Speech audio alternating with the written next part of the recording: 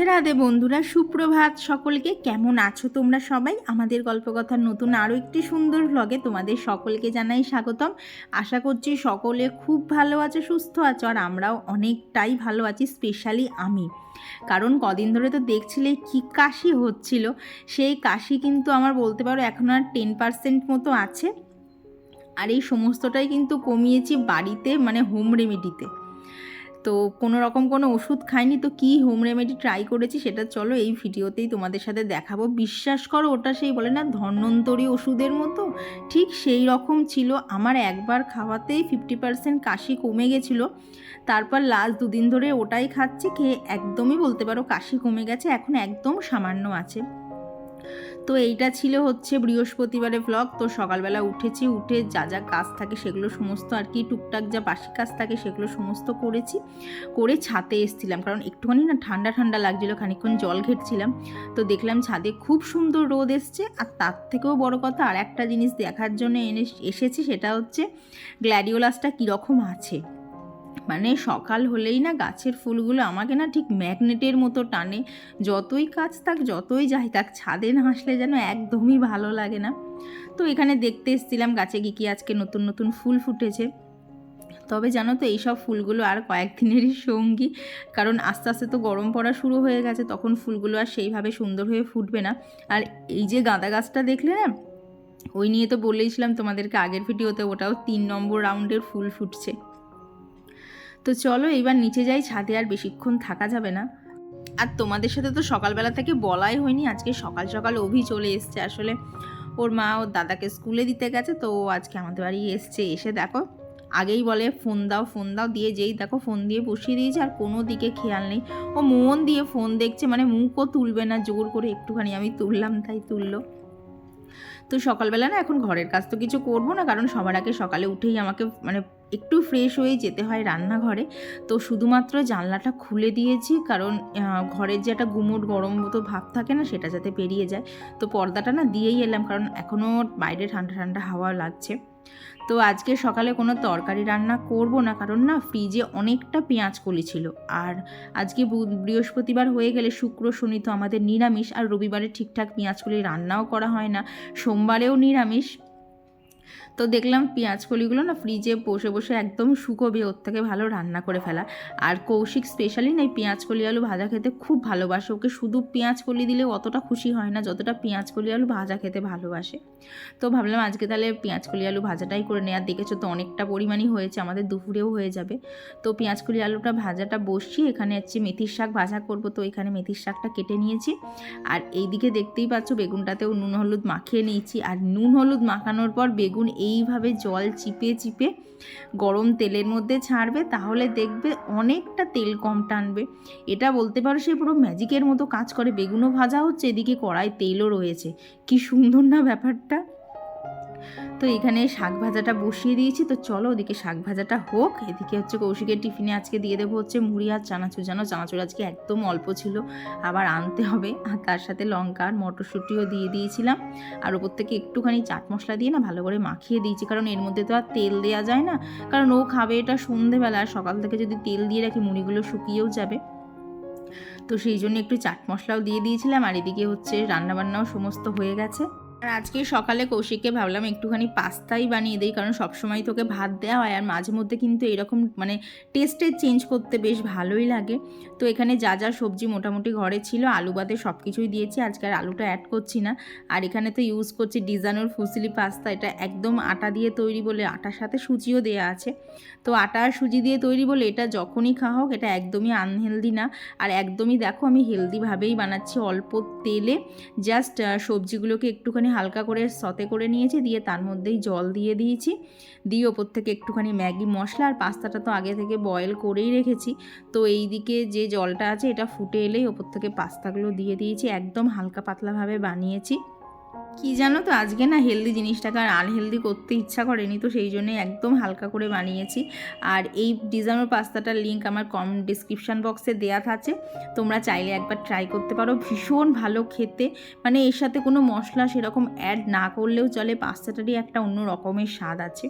তো এই আজকে ওর ব্রেকফাস্টটা খুব সুন্দর করে সাজিয়ে দিয়েছিলাম।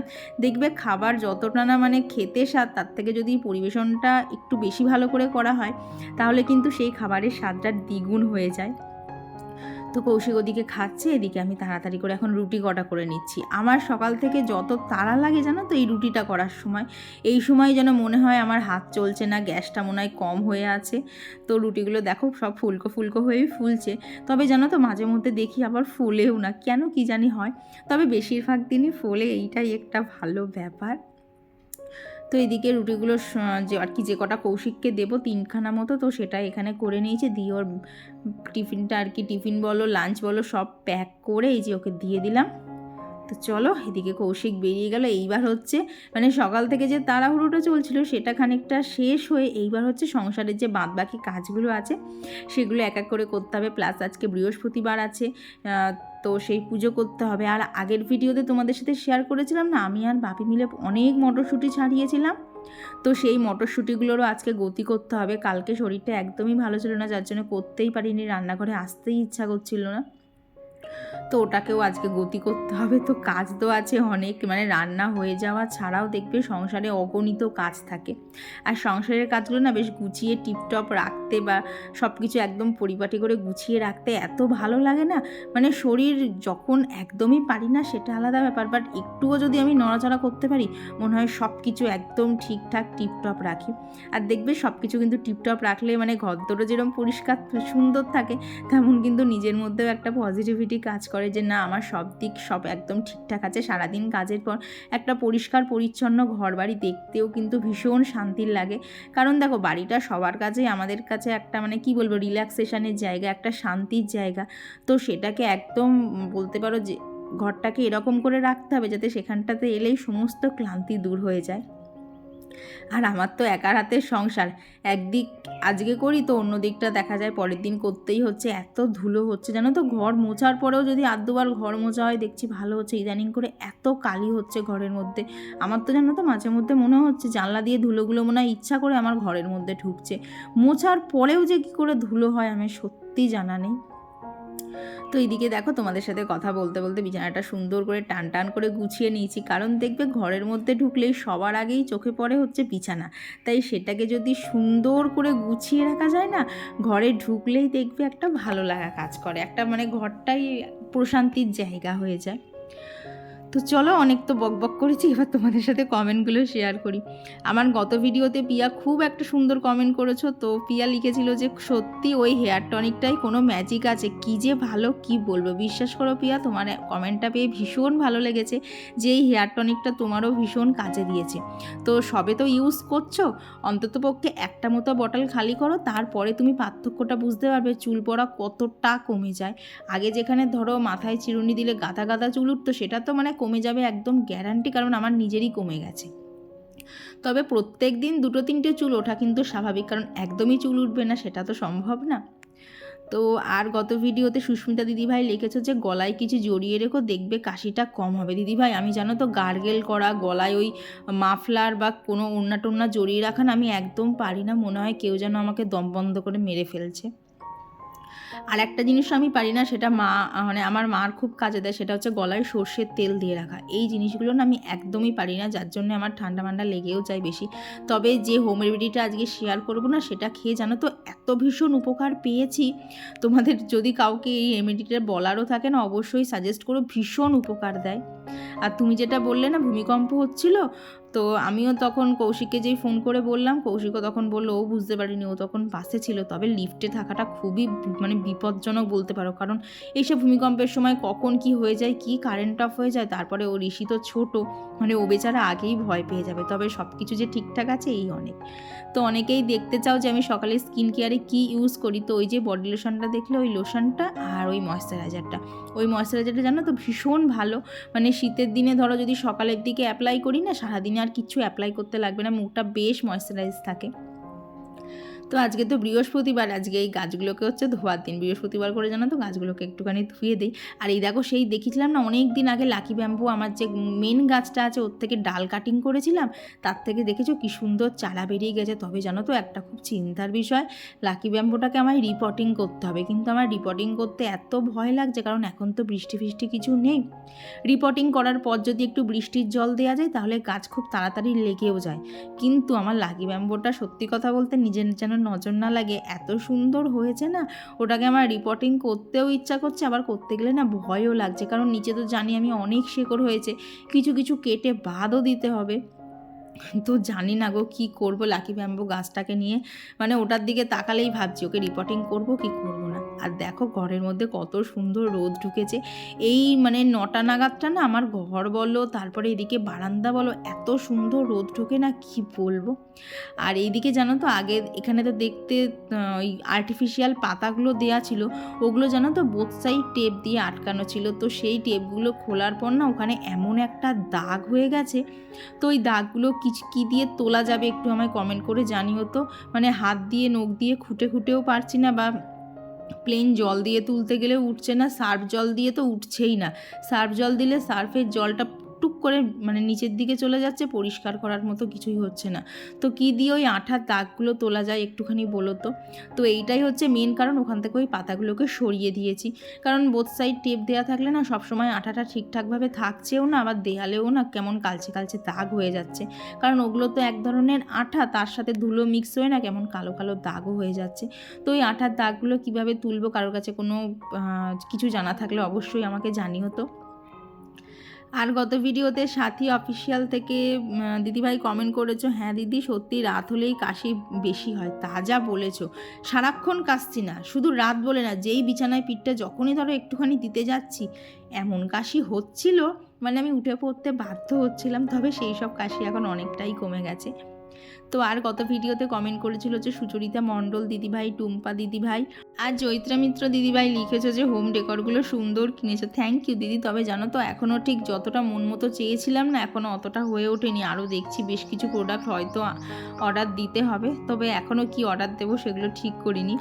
আর মুস্কান লিখেছিল যে আমি জানি তুমি মুসলিটা পরের দিন ওই বাটিতেই খাবো, কালকে দেখেই বুঝেছি। হ্যাঁ গো, আমার সিরামিকের বাটি দুটো এত পছন্দ হয়েছে, আর সব থেকে বড় কথা দুটো বাটি দুরকম দেখতে প্লাস দুরকম কালার, এত পছন্দ হয়েছে না। আর দেখবে এইসব প্রত্যেক দিনের জীবনে যদি টুকটাক এরকম সুন্দর সুন্দর জিনিসপত্র ব্যবহার করা যায় না বেশ লাগে, তবে সিরামিকের জিনিস তো একটুখানি বুঝে শুনে ব্যবহার করতে হয়, কারণ হাত থেকে পড়ে গেলেই গেল। তো এইদিকে হচ্ছে ঘরটা তো ঝাঁট দেওয়া হয়ে গেছে, তো ঘরটা মুছবো, তো তার আগে ভাবলাম বেসিনটা পরিষ্কার করে নিই। বেসিনটাতে গাছ ধুয়ে দিয়ে এত খারাপ অবস্থা করে ফেলেছিলাম, মানে এই বেসিনটা সেরকম একটা ইউজ হয় না, সকালে ব্রাশ করি ওই অবধি, তারপরে আমার এই হাত ধোয়া গাছ ধোয়া এই সব করতে করতেই বেসিনটা নোংরা হয়, মানে এই বেসিনটা স্পেশালি আমিই পরিষ্কার করি, আবার আমিই নোংরা করি। তো আর গত ভিডিওতে শতাব্দী দিদিভাই লিখেছে দিদিভাই কাশি কমবে বাসক পাতা খেয়েও গরম জলে ফুটিয়ে, কোথায় পাওয়া যায় বাসক পাতা, সত্যি কথা বলতে কেমন দেখতে আদৌ যেটাকে আমি ভাবছি সেটা বাসক পাতা কিনা আমি তাও জানি না, তবে ওই বাসক পাতাটা চট করে আমাদের এখানে তো পাওয়া যায় না, তো এখানে এমনিতেই কারোর বাড়িতে সেরকম কোনো গাছপালা থাকে না, তো আমাদের বাড়িতে সেরকম বাসক পাতার গাছ টাছ আশেপাশে কোথাও নেইও, যার জন্য ওই সব রেমেডি তো করতে পারিনি। তবে বললাম না যেটা খেয়ে আমার কমেছে সেইটাই ভিডিওতে শেয়ার করে দেবো। আর কমেন্ট করেছিল প্রিয়াঙ্কাস ব্লগ থেকে দিদিভাই, শিল্পী নন্দী দিদিভাই, তো দিদিভাই লিখেছে আমি এখন তোমার ভিডিও বাবার বাড়ি থেকে দেখছি, কতদিন পরে আসলাম, খুব মজা লাগছে। হ্যাঁ গো, দেখবে বাবার বাড়ি জিনিসটা না মানে বিয়ের পর যেন ওটা আরও বেশি শান্তির জায়গা মনে হয়। ঘরে দেখবে মানে স্পেশালি এটা আমার সাথেও হয়, আমি বাড়ি থাকলে কত কাজ করি, আর মার কাছে গেলেই না কাজের যেন এনার্জিটাই চলে যায়, তখন মনে হয় চুপচাপ বসে বসে মা আর আমি গল্প করি। সমস্ত কাজ শেষ হলো, কি যে কাশি হচ্ছে না, এই দেখো একেবারে কাঁচতে কাঁচতে চোখ দিয়ে জল বেরিয়ে আসছে। তো এই যে 10:30 বাজে, ওপরে সব কিছু শেষ, এবার নিচে যাবো তাড়াতাড়ি রান্না বান্না সেরে, বৃহস্পতিবার পুজো আছে, কটা দিন তোমাদের সাথে ঠিকঠাক সামনাসামনি কথাও বলতে পারছি না, এত কাশি হচ্ছে। আর তার মাঝখানে সব থেকে না কী হয়েছে, মাথাটায় শ্যাম্পু করার দরকার, দেখো কত নোংরা হয়েছে, কারণ আমার না চুল যদি নোংরা হয় চুলগুলো কেমন যেন বসে বসে যায়, তো এইরকম নোংরা হয়েছে, কিন্তু শ্যাম্পু করলে আর দেখতে হবে না। যতই গরম জলে করি, যতই ড্রায়ার দিয়ে শুকাই, মাথায় জলটা খানিকক্ষণ হলেও তো বসবে। যে পরিমাণ কাশছি, আমার শ্যাম্পু করার মতো ক্ষমতায় কুলাচ্ছে না। তো চলো এখন নিচে যাই। তো এই যে বললাম না তখন খানিকক্ষণ আগে যে আজকে মটরশুঁটিগুলোর গতি করতে হবে। তো মটরশুঁটিগুলো তো পরশুদিন সন্ধেবেলা সারানো ছিল। তো এখন মটরশুঁটিগুলো একদম পরিষ্কার করে একদম আগে থেকেই ধোয়া ছিল, ধুয়ে শুকিয়ে নিয়েছি। আর এই দেখো এদিকে হচ্ছে বরফগুলো একটুখানি গলতে দিয়েছে, কারণ বরফগুলো লাগবে। তো এখানে কড়ার মধ্যে জল নিয়ে তার মধ্যে হচ্ছে 1 চামচ মতো নুন আর 1 চামচ মতো চিনি দিয়েছিলাম। দিয়ে সেটাকে একটু নাড়াচাড়া করে নিয়েই এই যে মটরশুঁটিগুলো ছিল, সেই মটরশুঁটিগুলো এখানে খুব বেশি হলে 1.5 মিনিট মতো, তো ওই 1.5 মিনিট মতনই একটুখানি গরম জলে ভাপিয়েছিলাম। 1.5 মিনিটের বেশি কিন্তু আমি এক কণাও রাখিনি, আমি পুরো ঘড়ি দেখে দেখে করেছি যাতে আমি সেটাকে বেশি রান্না না করে ফেলি। আর এদিকে দেখো একটা বড় বাটির মধ্যে জল নিয়ে তার মধ্যে বরফ নিয়ে নিয়েছি। তো ওই জলটা এখন পুরো বরফ ঠান্ডা জল হয়ে গেছে। আর এদিকে দেখো আর কি মটরশুঁটিগুলো 1.5 মিনিট পর কড়ার থেকে নামিয়ে ঠান্ডা জলে আগে ধুয়েছি, তারপরে যে বরফ গোলা জলটা ছিল তার মধ্যে এখানে দিয়ে দিয়েছি। দিয়ে এই অবস্থায় ওই মিনিট 2-3 মতো রেখেছিলাম। মিনিট 2-3 মতো রাখার পরে সেটাকে আবার এই যে ঝুড়ির মধ্যে করে দিয়ে ঠান্ডা জলটাকে বার করে দিলাম। বার করে দিয়ে এখানে একটা টাওয়াল নিয়ে নিয়েছি। তো টাওয়ালের ওপর সমস্ত মটরশুঁটিগুলোকে ভালোভাবে ছড়িয়ে না মিনিট 15 মতো আর কি ফ্যান চালিয়ে দিয়েছিলাম, যাতে খুব তাড়াতাড়ি হচ্ছে মটরশুঁটির গায়ে যে জলগুলো লাগা আছে সেগুলো যাতে শুকিয়ে যায়। তো ওইখানে ওগুলোকে শুকোতে দিয়ে এসে এদিকে আজকে এই যে মাছের ঝোল করব ফুলকপি আর শিম দিয়ে। কারণ শিম আগের ভিডিওতে তোমাদেরকে দেখিয়েছিলাম, কৌশিক অনেক এনেছিল, তো সেগুলো রয়েছে, তো এইভাবেই শেষ করতে হবে। আর এদিকে মশলার মধ্যে জিরে, আদা, লঙ্কা, টমেটো আর একটুখানি পেঁয়াজ দিয়েছিলাম। তো এইটাই হচ্ছে মাছের ঝোলের মশলা। তো চলো রান্না করতে করতে বাদ বাকি কমেন্টগুলো শেয়ার করে নেই। তো আর গত ভিডিওতে কমেন্ট করেছিল হচ্ছে সুরভিদি, আর কমেন্ট করেছিল হচ্ছে সমর্পিতা দিদিভাই। তো দিদিভাই লিখেছে বাবার শরীর খারাপ, অপারেশন ছিল, ব্যাঙ্গালোর গেছিলাম, অনেক দিন পর দেখলাম। তো কাকু কেমন আছো অবশ্যই কিন্তু কমেন্টে জানিও। আমার না এই কাছের লোকগুলো অসুস্থ হলে না, সামান্য জ্বর হলেই যেন আমার গায়ের মধ্যে এত ঝালাপালা লাগে না, মনে হয় কতক্ষণে তারা সুস্থ হয়ে উঠবে। তো আর অন্বেষা ভট্টাচার্য আইডি থেকে দিদিভাই কমেন্ট করেছে অন্বেষার এক্সাম এখন, জ্বর, প্রচণ্ড কাশি, জানি না কী হবে। দিদিভাই এই যে হোম রেমেডিটা দেখাচ্ছি এটা ঝটপট ট্রাই করো, মানে খুব কাজে দেবে। তো এখানে দেখো তুলসী পাতা নিয়েছি, তার সঙ্গে লবঙ্গ, আর নিয়েছি তাল মিছরি, আদা, আর তার সাথে নিয়েছি ওই কাঠের মতো জিনিসটা দেখলে না, ওটা হচ্ছে যষ্ঠী মধু। তো দেখলেই তো সব কিছু দিয়ে একটুখানি থেতো করে নিয়েছিলাম, দিয়ে ওখানে প্রায় 1 গ্লাস মতো জল নিয়েছি, দিয়ে সেটা দিয়ে এখন না 10 মিনিট মতো ফুটবে। মানে 1 গ্লাস জলটা কমতে কমতে 1 কাপ জলে নেমে আসবে। তো তারপর দেখাচ্ছি, দাঁড়াও কীভাবে ওটাকে খেতে হবে। ভীষণ উপকার গো, অন্বেষাকে একদম একটুখানি জোর জবরদস্তি করে খাওয়াও, দেখবে ওষুধের থেকেও ভালো কাজে দেয়। কারণ অনেক সময় দেখেছি জানো তো, কাশির সিরাপ খেলে না খুব ঘুম পায়, আর ওর যদি পরীক্ষার সময় ঘুম পায় বেচারা পড়বে কী করে। তো এইদিকে দেখো মটরশুঁটিগুলোকে শুকনো হয়ে গেলে ওগুলোকে একটা এয়ারটাইট কন্টেনারের মধ্যে ভরে এই যে ডিপ ফ্রিজে রেখে দিলাম। তো এটা তো করলাম, কতটা কি হবে জানি না, জীবনে ফার্স্ট টাইম এরমভাবে ট্রাই করলাম। তো কীরম কী হচ্ছে তোমাদের সাথে তো শেয়ার করবই। তো এদিকে দেখো আমার কালারটা পুরো বানানো হয়ে গেছে, জলের কালারও পুরো চেঞ্জ হয়ে গেছে, এদিকে মাছের ঝোলও হয়ে গেছে। দাঁড়াও মাছের ঝোলটা আগে নামিয়ে নেই, তারপর দেখাচ্ছি 1 গ্লাস জলটাকে কমিয়ে আমি ঠিক কতটা করেছি। তো এই দেখো এখানে 1 গ্লাস জল কমে প্রায় 1.25 কাপ মতো হয়েছে। আর এখন ওপর থেকে একটুখানি মধু দিয়ে দিলাম, তো সেটাকেই মিক্স করে খেয়েছিলাম। তুমি অন্বেষাকে দিদিভাই এটা খাওয়াও, ও দেখবে কাশি টাশি কোথায় চলে যাবে। তারপর স্নান সেরে সোজা ঠাকুর ঘরে চলে এসেছি। গাছ থেকে আজকে অনেক ফুল তুলেছি, আর পুজোর বাসন তো গতকালকে মেজেই রেখেছিলাম। আর আজকে জানো তো বাপিকে মানে যে ফুলের ভাগা আনা হয় তার সাথে গাঁদা ফুল আনতে বারণ করেছিলাম, কারণ এই যে গাঁদা ফুল দেখছো এগুলো সব ঘরে ছিল, আর এত বড় বড় গাঁদা ফুল এত সুন্দর।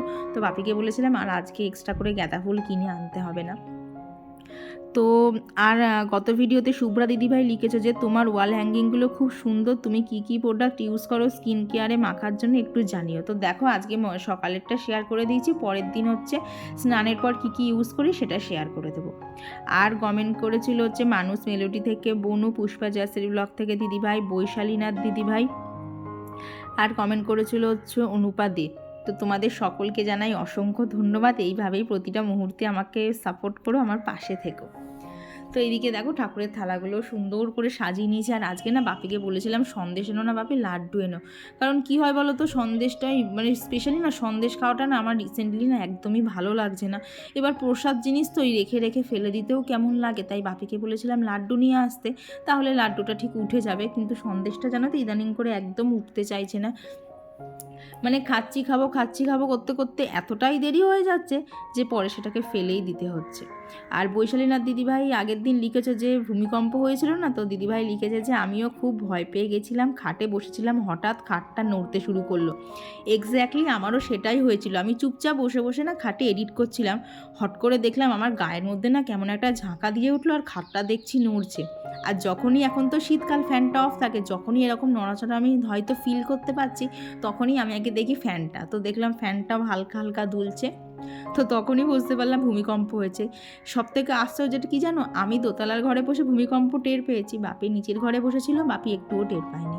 ইভেন আমার মাও টের পায়নি, কৌশিকও টের পায়নি, আমি যে আমি ভূমিকম্পতে ভয়ই পেয়ে গেছি। মানে এত ভয় পেয়ে গেছি না, যেই সব কিছু থেমেছে আমি তো মেঝেতে পাও দিতে পারছিলাম না, এত ভয় পেয়ে গেছিলাম। তো আজকে দেখো, আজকে অনেক রকমের ফুল ছিল, সমস্ত কিছু দিয়ে না ঠাকুরকে সাজিয়ে আজকে এত সুন্দর লাগছিল। রাধারানীকে তো মনে হচ্ছিলো যেন বাড়ির কোনো ছোট মেয়ে, একদম মনের মতো করে সাজিয়েছি। আজকে পুজো দেওয়ার পর ঠাকুরের কাছ থেকে তো আমি চোখই সরাতে পারছিলাম না, মনে হচ্ছিলো ওখানে বসে বসে আমি দেখে যাই, আমার যেন দেখা শেষ হচ্ছে না। তো এইদিকে চলো ঠাকুরকে সব ফুল দিয়ে সাজানো হয়ে গেছে, এখন আরতিটা করে শঙ্খটা বাজিয়ে পাঁচালিটা পরে নিই, কারণ পুজো শেষ হতে এখনও অনেকটা দেরি, বৃহস্পতিবারের সময়টা একটু বেশিই লাগে।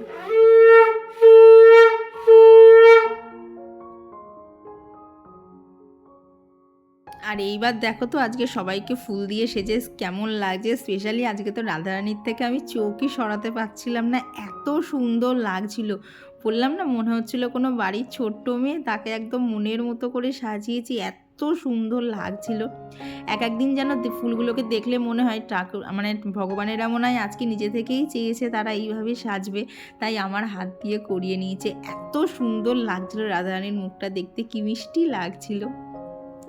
তো এরপর না মাঝে আর কোনো ভিডিও করা হয়নি, আর একদম তোমাদের সাথে রাতে দেখা হচ্ছে। আজকে যেন কৌশিক আসার সময় কাঁচরাপাড়া থেকে স্পেশাল ঘুগনি এনেছিল, খেয়ে না আমার এই ঠান্ডা লাগা মুখ একদম ছেড়ে গেছিলো।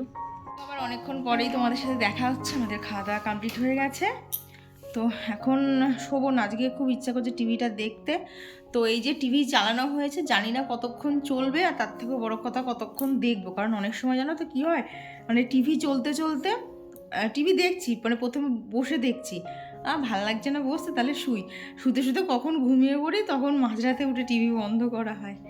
তো চলো এই ভিডিওটা এখানেই রাখছি। ভিডিওটা তোমাদের কেমন লাগলো অবশ্যই জানিও। দেখো স্কিন কেয়ার করছে, ভালো লাগলে প্লিজ একটা লাইক করে দিও। তো চলো আজকের জন্য সকলকে জানাই গুড নাইট, টাটা।